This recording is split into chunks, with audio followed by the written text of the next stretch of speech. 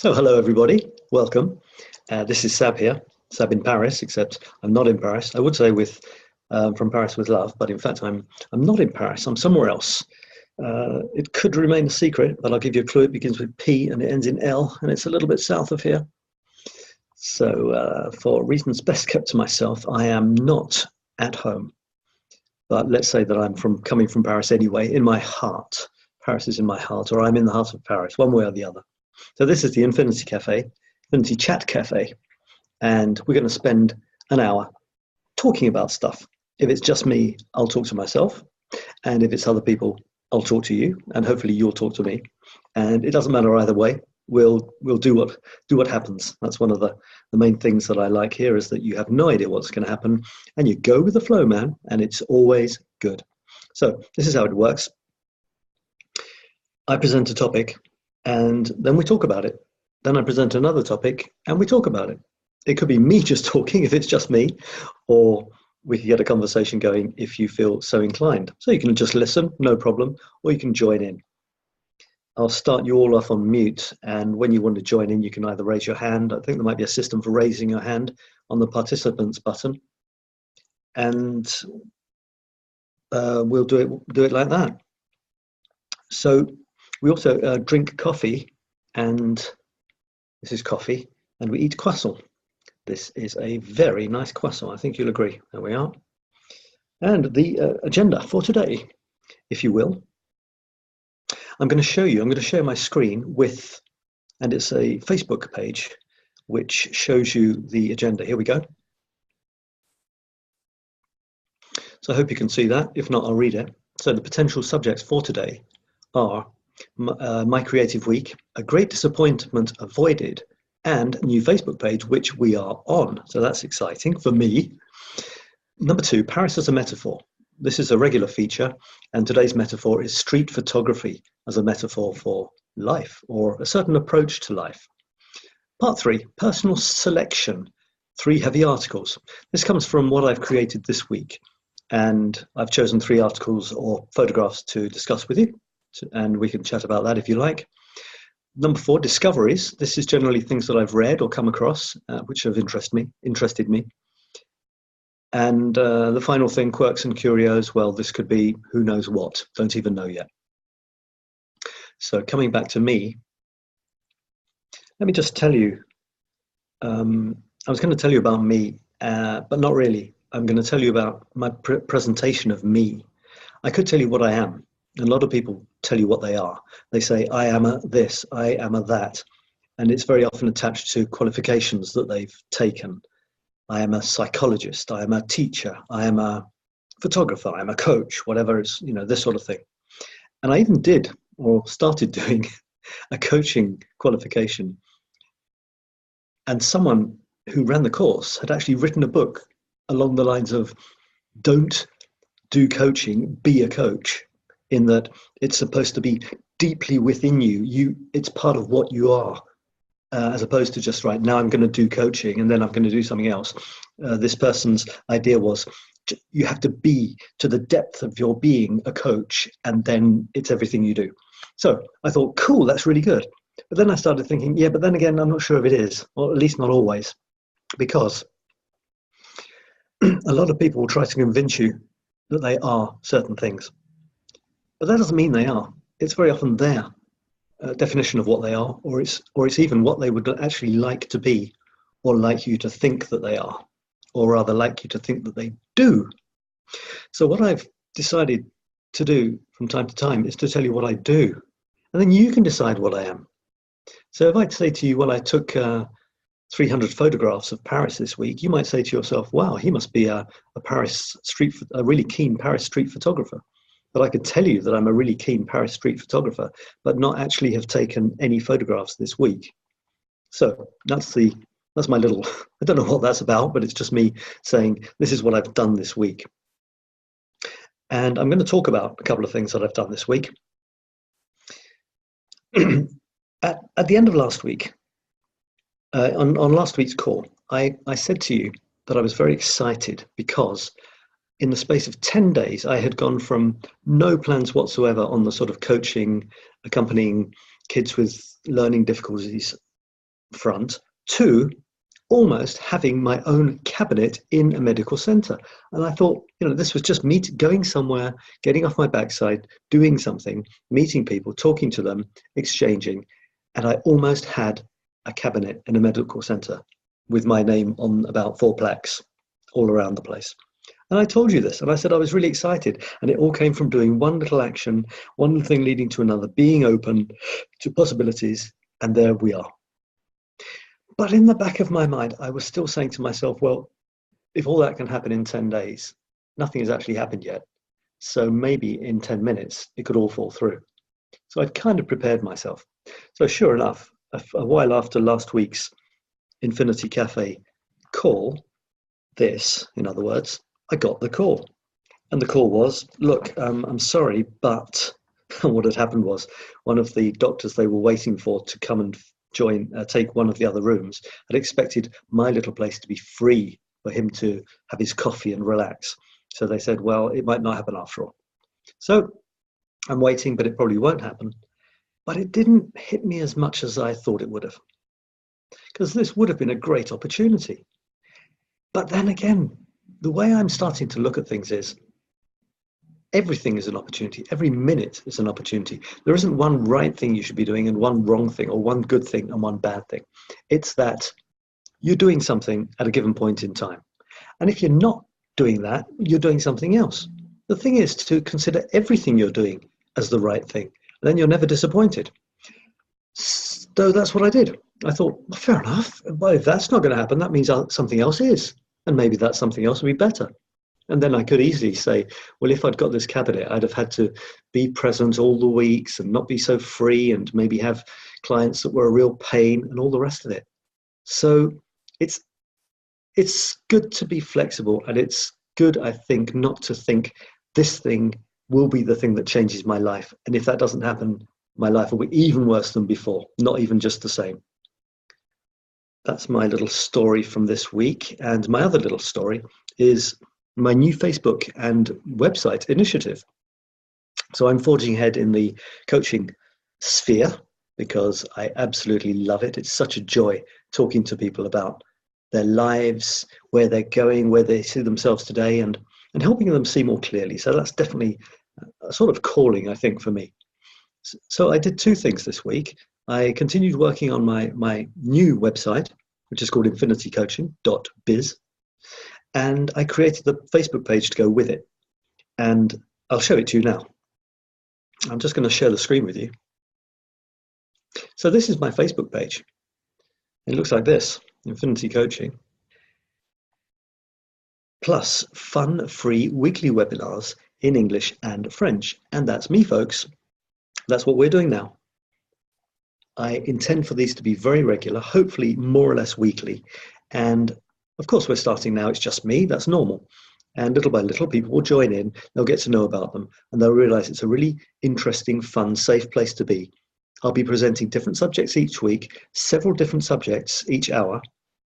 And after each topic, each little point that I'm making, each little insight I've had, I will open it up to everybody and say, who's got comments on that? What does that stir in you? Any opinions and so on? And what about you? Compare what's happening in your life with what I'm talking about. So the Facebook page, I'm hoping to really get this going because I've been a bit lost, in all my Facebook pages. I'm a bit of a crazy inventor. Whenever I have a new idea, I go full speed ahead on that, leave the rest behind, and then I get a new idea and the process goes over and over. So this time I'm hoping that this one, which I'm very excited about, Infinity Coaching, will be a nice lively Facebook page where I can regularly share stuff, maybe daily, have the webinars weekly in French and in English. I've just done the one in French, and hopefully get some really nice conversations going. Webinars are free, of course. And I created the Facebook page, the website to go with it, which looks like this. That's the page where you can get direct links to the webinars just before them, or you can have, or a few days before you can sign up so that I have an idea of who's coming. So the next 2 are already available if you want to sign up for those and get the link. And Infinity Coaching itself, if I click on this, I'm still developing the website. It looks like this. Welcome to Infinity Coaching. Let's explore your limitless potential. Start your adventure now. It may or may not be difficult to read, but never mind.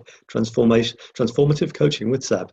There we are, with my Paris photos, of course, and coaching services and various things like that. So that's my current project. I would invite you to chip in there, but as it's just me, I'll move on to Paris as a metaphor. Here it is. French is above. This is English. Paris as a metaphor, street photography. And I'm going to talk to you about my street photography.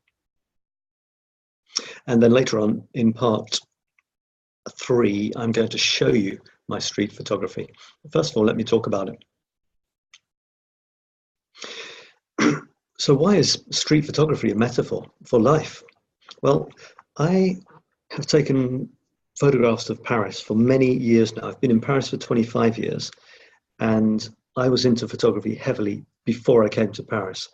So that gives you an idea.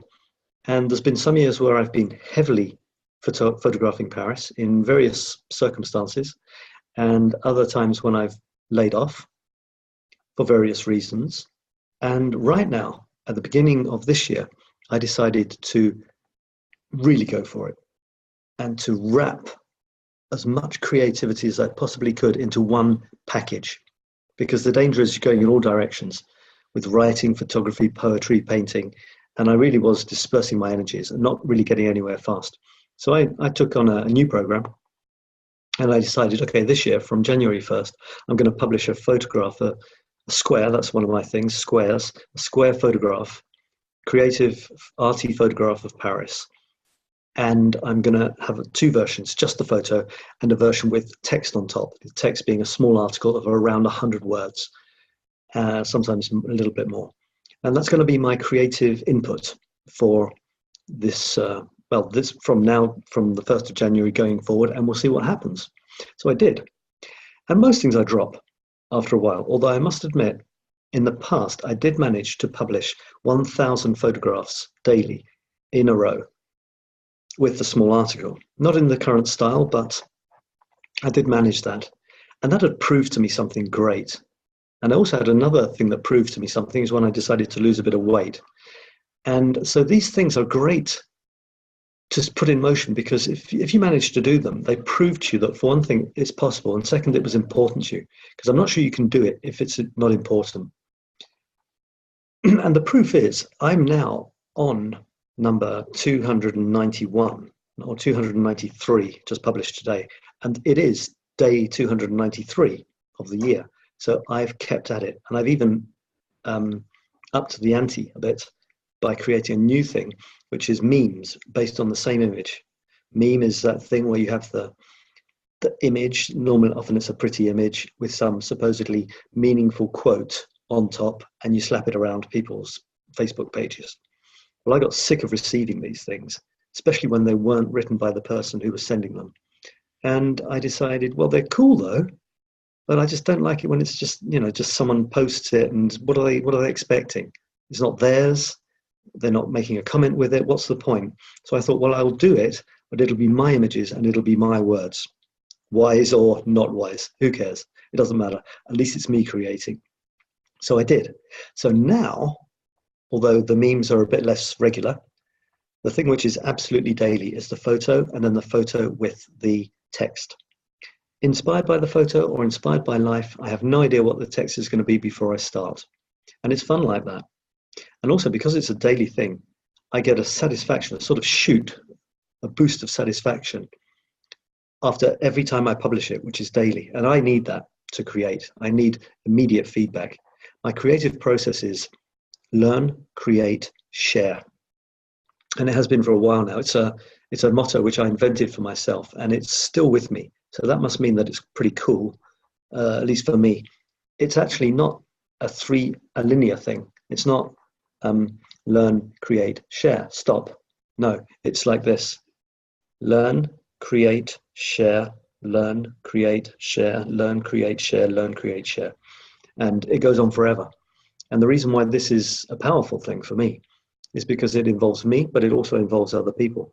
I learn from everything I absorb, everybody's input, including the things I do and the reactions I get to that teaches me things.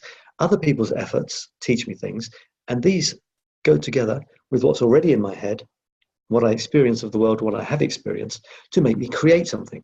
You know, you create something. It doesn't come from nowhere. It seems to, but it must come from some sort of influence. So I create. But for me, the creative process isn't finished until I share. I create something. It leaves me like a child leaving its parents, and it lands somewhere else. It leaves me, and before it's reached somebody else, but once it's left me, it's in the form of whatever I've created. It could be a poem, it could be an article, it could be a painting, it could be a photograph. If I were a singer, it could be a song, and you get the idea. But for me, the process isn't finished until it's landed in someone else's awareness. So when it does that, someone else will take it in. And this is a form of learning. They learn from what someone else has done or said. And this will then inspire them to create something, hopefully. And then, hopefully, if they are of my ilk, they will not feel that it's complete until they've shared it. And when they share it, well, it might come back to, it'll go out to other people and they'll get reactions. It might come back to me, for all I know. If I've inspired them, their creation might come back to me, which is a nice sort of double circle, isn't it? Maybe a sort of almost an infinity shape like that.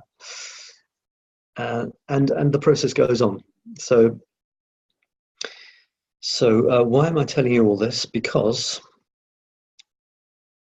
that is my street photography. Yeah. So have I actually told you why street photography is a metaphor? No. That's typical of me, isn't it? Go off on some ramble, and there we are. Half an hour later, I realized that I haven't actually told you what I meant to. So here it is. Street photography. I go out, I walk, and I wait and see what happens. I let the city speak to me. And I've always done it that way. Occasionally, I have something I specifically know about and want to photograph. Someone has told me about something. I've seen an article of a new sculpture. That's possible. Or I might have a theme in my head.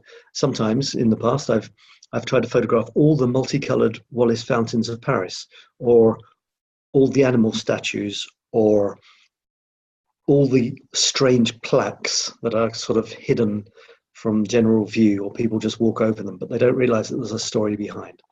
So that's one cool thing. But most often, and even if I'm doing that, I still wander, open-minded, open-eyed, waiting for Paris to speak to me. And it does, always. And I get into this sort of strange mode. The artists will call it in the zone. And you're just open, and ideas flood in, and you forget time, you forget everything, and ideas flood in. This is what happens with Paris and me. I get to the point where I can't stop seeing images I want to capture.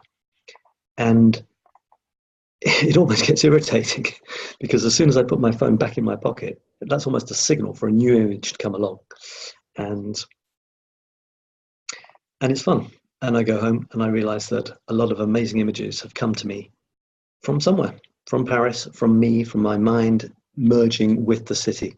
And it's a great way to do things. So why is that like life? Because I'm writing a book about Paris as a metaphor for life, but it's actually lots of different little incidents linked to Paris for me. Of course, you can do this in your own city. For me, this walking around Paris, just letting Paris speak to me, is a bit like life. You could go through life planning everything, trying to plan everything. You know, today I do this, tomorrow we do this, we have to be there at that time, and so on. But what about if you just went and saw what life had planned for you today? What if you just went out there with nothing on? I mean, okay, that's another approach to life, isn't it? Well, I mean, nothing on your mind. I actually live in a town where up in the hills, in the wood, there's one of the biggest naturist, I think they call them, naturist, nudist camps in Europe. I haven't visited it yet. And what if we just went out there with an open mind, open to what's going to happen? We don't know what's going to happen, but amazing things do happen. And if we close our mind, it's less likely that those amazing, unexpected things will happen. So I'm starting more and more to treat life this way, which kind of goes back to that thing about me thinking I had the cabinet in the medical center and then not having it. I was open to having the cabinet. That's why I almost got it. But I was also open to not having it and something else happening, which is why when I didn't get it, at least for the moment, that was okay too. There's that story, that metaphor. I should have researched it before telling it to you, but I didn't. But it's a story about some guy somewhere in a village where he was a farmer or something, and one day the fence broke or something after a storm, and all his beautiful horses escaped and went running off into the hills. And his friends came by and said, "Oh my goodness, what a terrible thing that is. Isn't that awful? You must feel really bad." And he said, "Maybe." And then the next day, not only did his horses come back, but they brought a whole new herd of wild horses with them. So he had twice as many wonderful horses. And then his friends saw him and said, "Oh my goodness, that's amazing. Isn't that fantastic? You must feel really great." And he said, "Maybe." And then how did it go?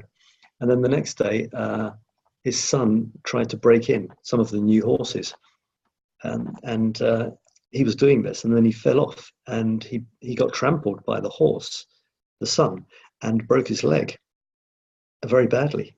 And his friend said to the farmer, "Oh my goodness, that's terrible. Oh, you must really regret those horses coming back to you now." And the guy said, "Maybe." And then the next day, or whenever, the conscription people came around, because the country was at war, looking for all able-bodied men to go off and fight and probably die. And of course his son couldn't because he had a broken leg. And, and his friend said, "Oh wow, that's amazing. Aren't you lucky that your friend broke his leg in the end?" And of course the man said, "Maybe." So the thing is, never draw conclusions. Just be open, and you don't know what will happen. And the good things can be taken as the things that are happening. The bad things can be taken as the things that are happening. And they're all kind of rolled into one, aren't they? One leads to another. You can't appreciate the good without the bad, and so on. So there you have it. That's my Paris metaphor. We're coming up to the half hour, which is great. It's just me this time, folks. It is being recorded, I hope. So I'll be sharing this, and it'll go into the archives, the one that no one ever saw. Maybe I'll watch it back for nostalgia's sake. And the next section I want to talk to you about is my 3 heavy articles. Let me share the screen again, and I'm going to share with you and talk about 3 of the images, as it happens, that I created this week, and the articles that went with them. Or was it the other way around? All right, so I'm going to share the screen again. Still learning this thing, this Zoom thing. It's pretty cool. It'll be even cooler when I have people watching with me. Right, so here we are. I'm going to look at this one. 3 heavy articles, I call it. I didn't know what to call them. Heavy, maybe, we'll see. And here they are. So the first one is this leaf. And now let me see what's going on here. Yeah, okay, so here's this leaf for you. And you can see on the left here all the images that I'm working on. For any given image, as I told you earlier, I take the image, I write an article to go with it, and it's quite an effort. You see, I even play around a lot with the layout, because although I'm trying to be artistic with my images and I try to be artistic with my words as I craft them, I also try to be artistic with the layout of the words on the image, and sometimes it can get a bit too much, to be honest, and I'm such a perfectionist. Like I did this, and then I tried another version because the tips of the leaf were getting cut off, you see, which annoyed me. So then I tried another version, but then there was another tip of the leaf this tiny tip here was getting cut off. So then I finally did this version, and it takes a huge amount of time, but that's art, isn't it? And besides, when I was in the moment, I wasn't really thinking about time. Although, to be honest, I was a bit. It was taking so long. So I was just sitting in the park, and a leaf, it's autumn here, and a leaf fell on my leg, as you see it. I didn't move that leaf. It fell there like that. How beautiful. How absolutely beautiful. I could imagine it's a sign from above, couldn't I? And it came from above, that's for sure. Now my images, I play around with my images a little bit, but the colours of the leaf were gorgeous, and it inspired this little text. In the French video, the French webinar, I started to read this thing, but I realised very quickly that the poetic side of things didn't quite work because it was as much the poetic side as the profound side. I'd say it's 50-50. So let me read this to you, see what you think. A leaf fell upon my knee and proclaimed unto me in a literary key, wherefore dost thou flee as you cling to your tree? When it's time to be free, you'll let go, let's agree, like the busying bee or the abounding flea. They don't split twigs in three, waiting for some decree. When they're ready, they see with heartwarming glee that it's time for a life-living spree. So here is my plea, said he then, said he, little leaf on my knee as he sipped herbal tea, Shakespeare's tumbled trustee. Though there's no guarantee, I say unto thee, to a massive degree, let things be. So you might have guessed what rhyming pattern I was playing with there. And the great thing is, I have no idea what is going to fall out of my head until I start. And that's what happened. You know, it's a leaf on my knee and bam, that is the result. And it took me, what, I don't know, 20 minutes, maybe, half an hour. I'm not sure, actually. But it was fun. You know, it was really fun doing that. And I tried to combine, well, it's a whole thing. As I said earlier, I tried to combine a lot of stuff in one image. Otherwise, I'm just trying to do too much. So within this one image, there is the composition of the photograph. There is playing with the colors. I mean, you can't see it here, but there's someone walking behind. I mean, that's not by chance. Well, they walked by chance, but the fact that they're in my photo isn't by chance. There's the poem itself with the rhyming and the words. It's a work. You know, I worked on that. There's the layout of the black bit on the image which goes around the leaf but doesn't touch it. There's the profundity that I tried to place into the words. Apart from the rhyming, that's one thing. But then there's the message I'm trying to get across, which if you do read it, you'll see it's about just going with the flow. We cling to things because we're scared of letting go. But need we do that? We don't have to jump when we're not ready either, but we shouldn't cling on forever when actually it's not that dangerous to let go. So I think I need to, you need to have a look at the poem and see what you take from it. But I think it was something like that. And also I tried to twist it into this metaphor of the leaf hanging onto the tree and then leaving it. Although in the leaf's case, it was leaving it to die, in inverted commas. But, well, look, the leaf landed on my knee and was born a new poem and image, which I'm now sharing with you. So you are now part of this leaf. This leaf has now given birth to something in your mind. That's kind of funny, isn't it, when you look at it like that? And we could say to ourselves that there's no beginning or end to life or anything at all. It's sort of the butterfly effect, isn't it? If you're in Australia, for example, you're listening to me now, looking at this image. Well, this leaf falling on my knee in a park in the suburbs of Paris made you think whatever you are thinking right now, and perhaps you will produce something based on what I'm saying or based on this image, something that is sparked in your mind. So nothing, so wonderful. Another image I want to share with you is this one. This is from I guess I could blow it up for you, but I hope you can see that if it's full screen.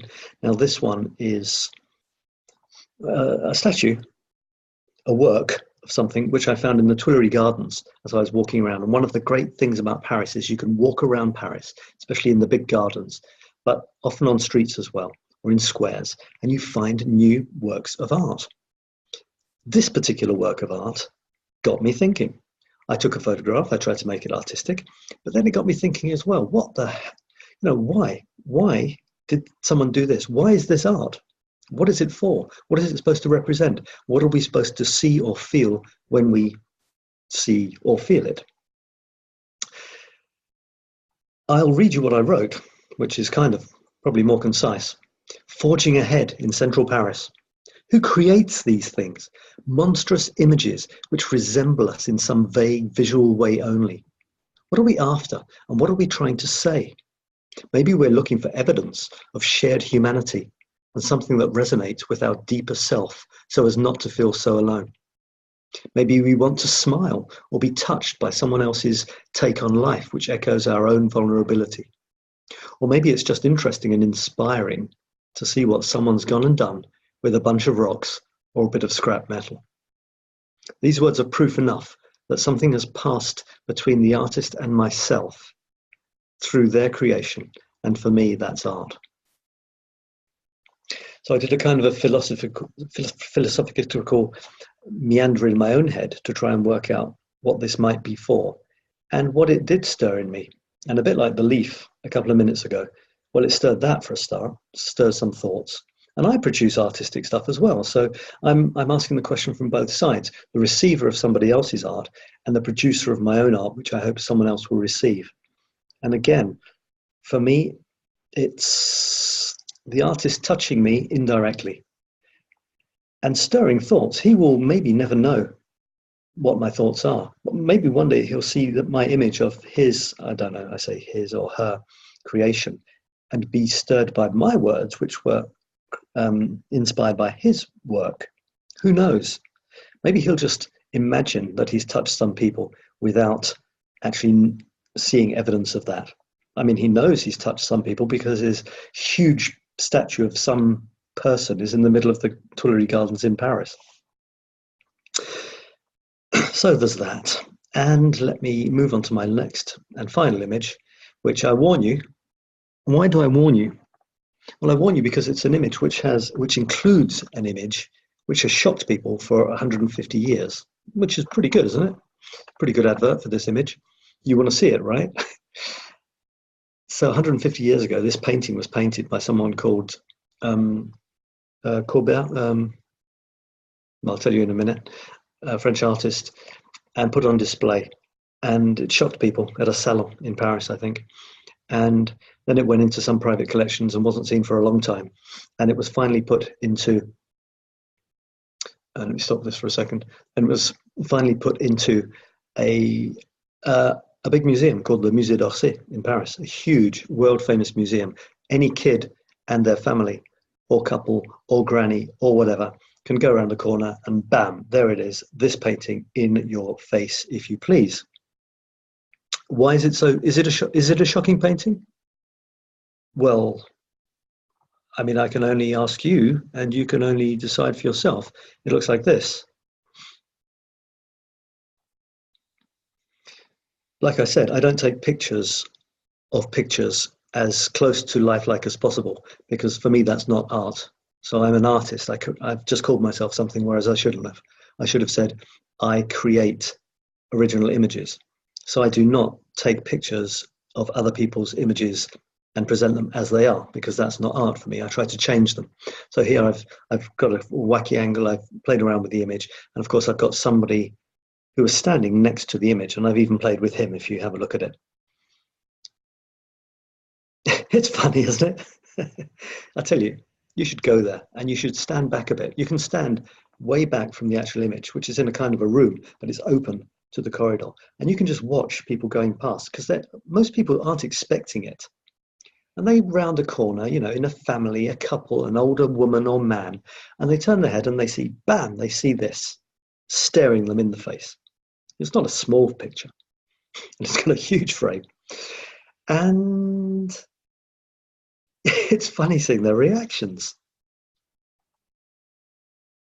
I mean, as I say in the article that I've written to go with it, well, let me read the article to you, and then I'll come back. I've got two versions of this. One is for the people who want to see what I'm talking about, and the other is for the prudes, or rather the people who would prefer. You see, she's behind there. Whereas, okay, let's go. I'll go with this one. Do some arrangements of colored pixels or combinations of brush strokes attract your attention more than others? I imagine so. The Musée d'Orsay says postcards of Courbet's L'Origine du Monde, that's the origin of the world, are its second biggest seller. Eye candy for connoisseurs. The painting has caused controversy for 150 years, but the moral justification is anything but clear. Years after the prestigious Paris Museum put it on public display for any erring school kid to experience, Facebook was penalizing pages featuring the work, censoring pixelized brushstrokes, in other words. In 2014, the performance artist Deborah de Robertis sat down before the preferred pubis and opened her legs. The resulting YouTube video was censored, even though half the population has them there pixels. She got kind of famous though. Now there's a postcard that can make #1, I reckon. So that could open up a wonderful discussion on what's shocking, is censorship worth anything, what is morality, and all the rest of it. One of the main reasons this painting shocked, apparently, because, I mean, we'd had nudes before. You know, for many years, people have been representing, like, for example, Greek or Roman statues. There's plenty of, and in Paris itself, walk around Paris, you can see breasts no end. So what is it? You know, what is so shocking about this one? Maybe it's because it's so realistic. But one of the main things was that you can't see her head or her arms. It's almost like a torso. Even her legs are chopped off, high up on the thighs. So I mean, it's really emphasizing the sexual nature of this. I mean, it's in your face. There's no getting away from it. And the question was, is it art? What's he trying to say? What's it saying about women, etc., etc.? So that's one thing. Another thing is people getting upset about Facebook and YouTube censoring videos and pictures of this painting. What they're doing is getting upset about pixels representing brushstrokes, representing a human. That's about 2 or 3 steps removed from reality. And it makes you wonder, doesn't it? It makes you wonder what's going on. I'm not going to take it any further than that, and we won't have a discussion because it's just me. But that's certainly a topic for discussion at some point. Maybe I'll come back to it again when there are people present on these webinars, and we'll see what they say. We'll see what the general consensus is. Right, let me come back to. I'll come back to what? Okay, I'll come back to the Facebook page, and the next section is, as we pass the 40-minute mark. I'm doing pretty well so far. Chatting away to myself here, having a great time. The next one, that is number 4, discoveries. So I've got Metaphors Part 2, and I've also got a book that I discovered recently that I bought actually at the airport, called, well, it's called this. It's called Foutez-moi la paix. No, Foutez-vous la paix, which basically means leave yourself the hell alone. And Metaphors Part 2. Now let me just move back to me.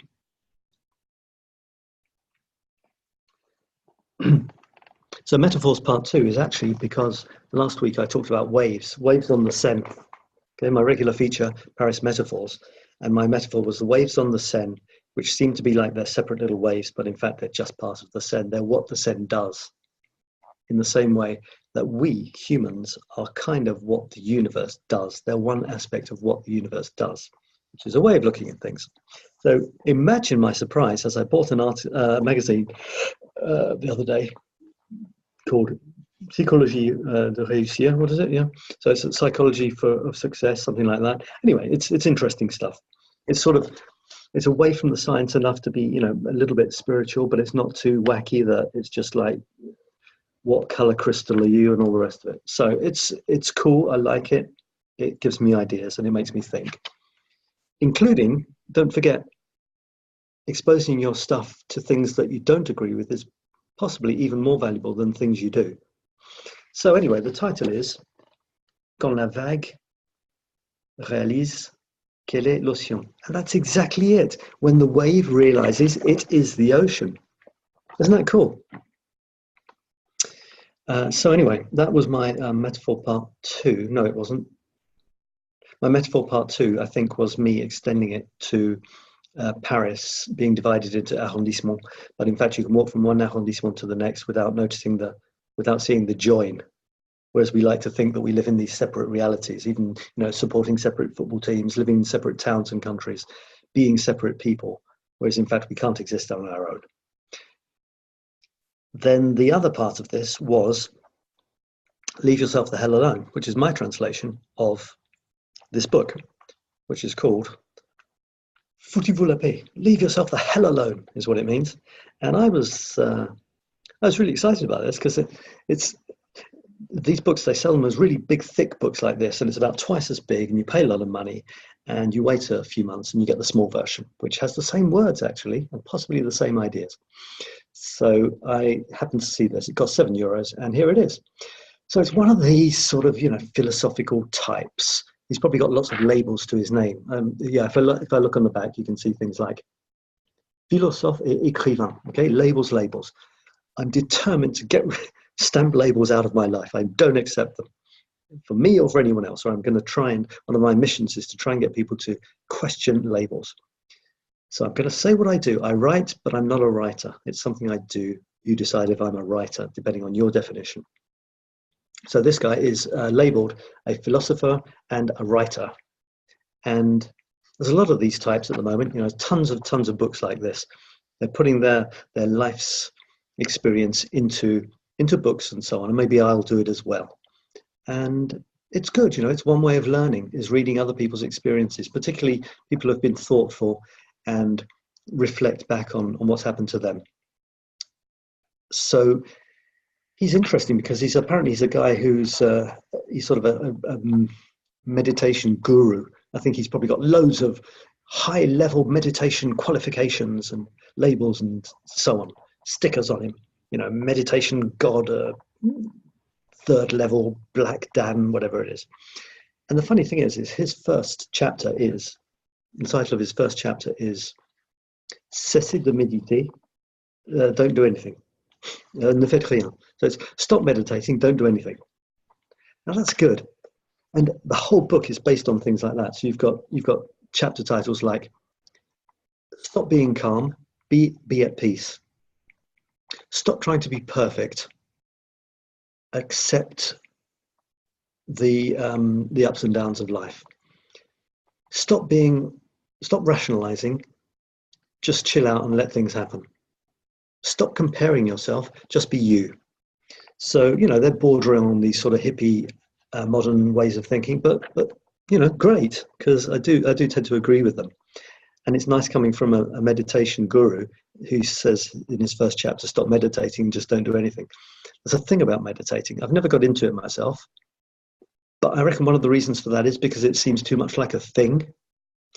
And there's rules, and you can buy courses and CDs on it, and you can get one free life-changing meditation if you just give us your email, and all this sort of stuff. It's just another product, whereas in fact meditation isn't really that. I mean, meditation is, of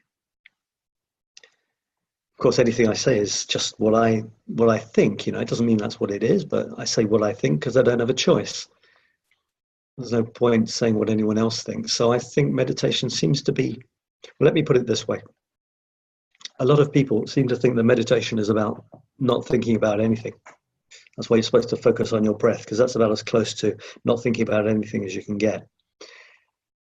But what ends up happening is that they focus so much on not thinking about anything that they're almost literally going, don't think about anything, don't think about anything, I must not think about anything, I must not think about anything. And they're getting really stressed about not thinking about anything.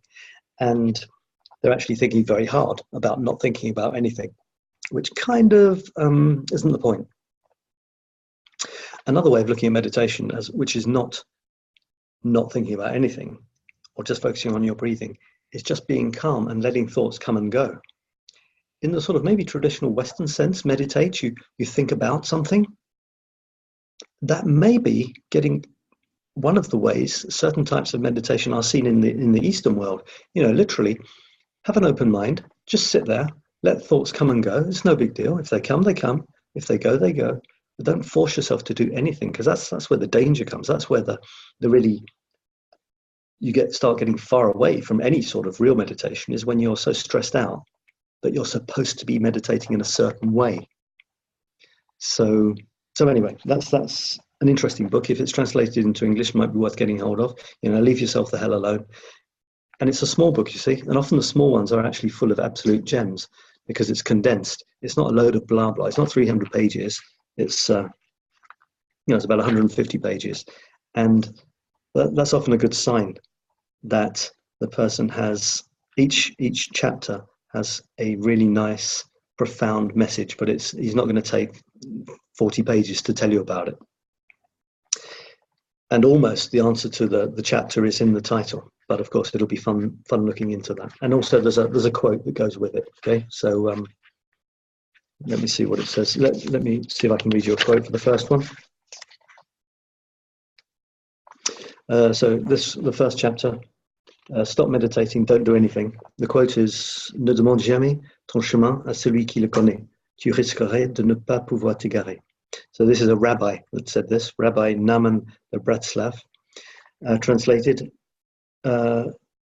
never ask your way from someone who knows it. The danger is that you won't be able to lose yourself, which is cool. Because that lose yourself, in other words, discover new things. I like it. Now, we're moving towards the end. We're in the last 10 minutes here. And what else have I got in store for us?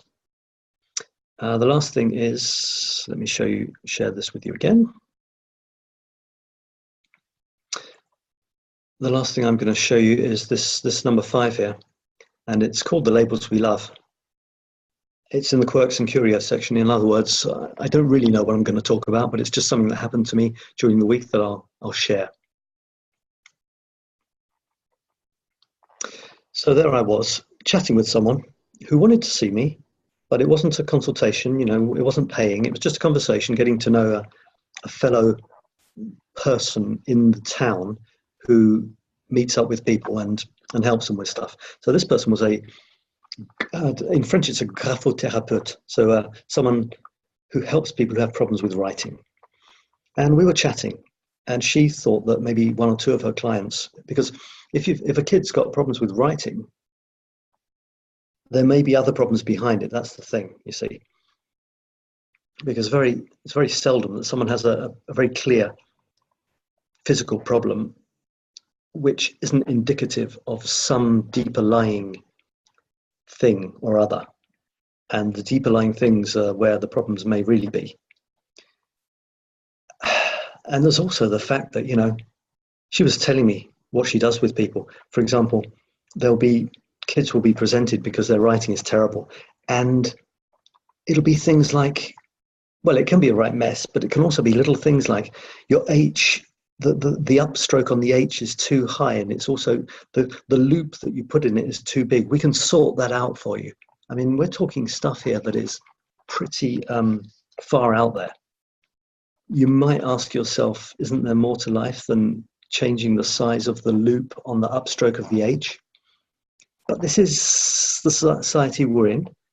And I must admit, at one point I said to her, and I started possibly regretting it,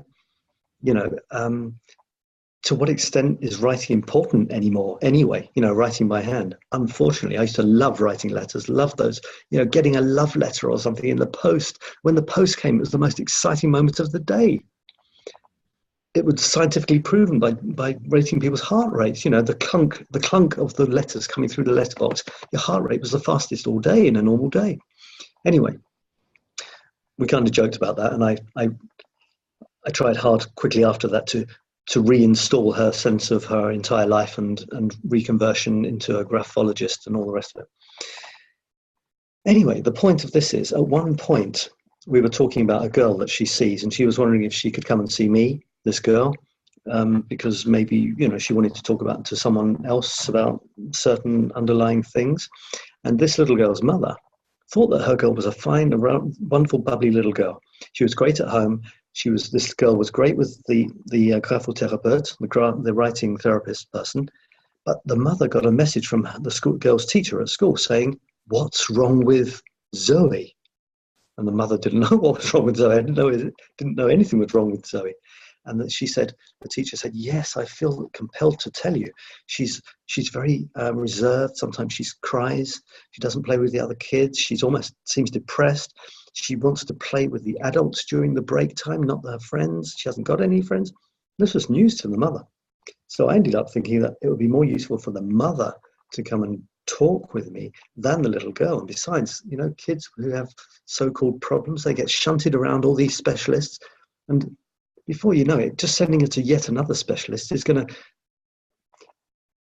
in French you say, enfoncer le clou, drive the nail even harder into her little head that there's something wrong with her, as defined by adults. So I thought the mother might be more interesting for her to come along and have a chat than her daughter. But then that's not even what I wanted to say. What I wanted to say was, at some point, this writing specialist said to me, well, I've made loads of mistakes as a mother as well. And we weren't in consultation. I wasn't coaching her. And I just stopped her right there. And then I said, whoa, hang on a second. What's your definition of a mistake? Who told you that you've made lots of mistakes with your kids as a mother already? And do you really believe that?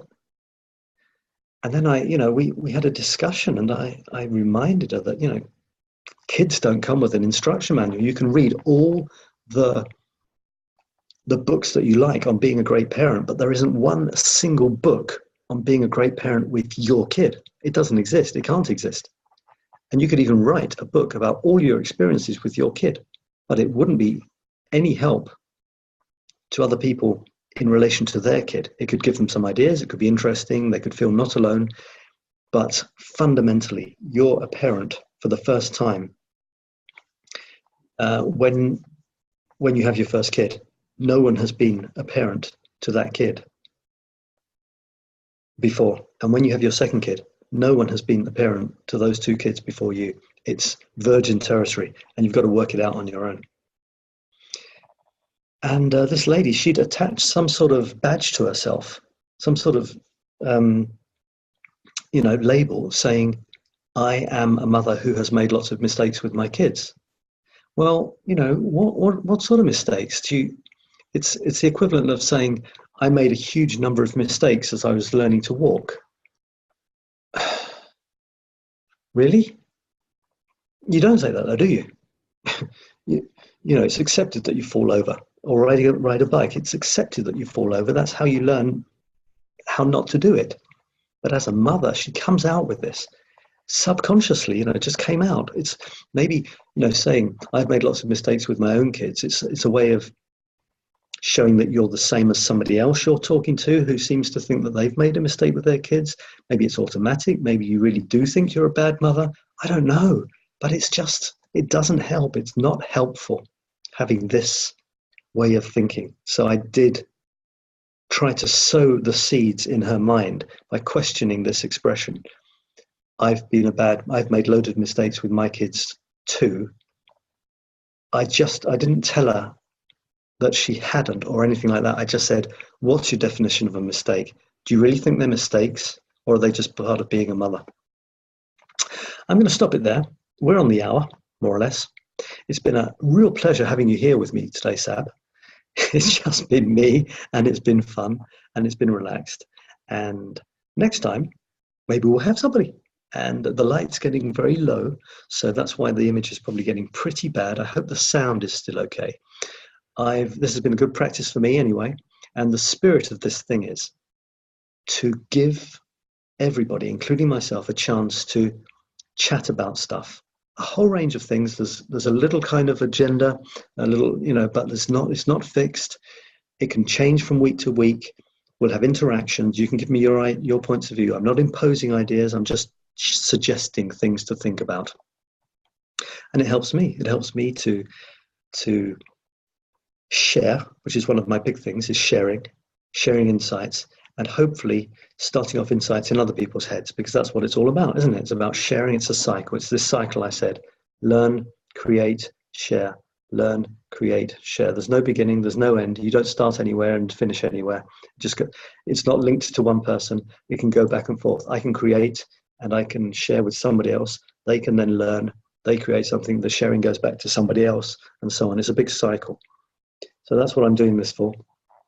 There'll be times when it's far from perfect, I was going to say, which is like that woman saying she's made lots of mistakes with her kids. So you see, even I'm guilty of this way of thinking. Far from perfect, yes. Close to perfection, yes. Perfect, yes. Awful, yes. These are just words. Don't worry about them. Do your thing and share. People will enjoy you, because when people share, people like it. To be honest, people prefer it when it's not perfect. I will share things in the glory, reveling in the glory of their imperfection, because when I see people, I want to see imperfection. I don't want to see someone trembling because they know that they haven't quite got rule number 7 down pat yet.